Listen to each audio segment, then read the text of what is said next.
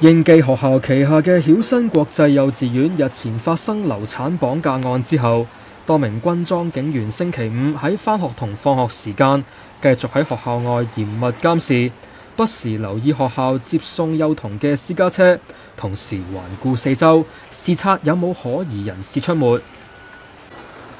警方目前仍然追緝緊綁匪同主謀。對於目前警方只係將案件列作企圖行劫，被議員狠批警方淡化事件。保安局局長李少光就仍然死撐，佢星期五表示，港府依家並冇抹殺任何嘅可能性，非常關注案件，並且正跟進證人嘅口供，但係就話案件仍然喺度調查緊，現階段不作評論。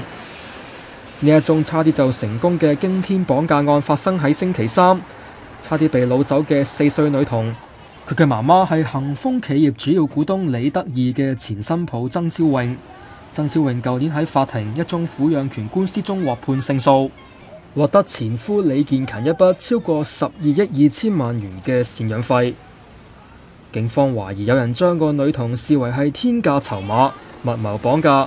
同時亦都唔排除案件背後可能另有別情。ONTV 東方電視新聞台報導。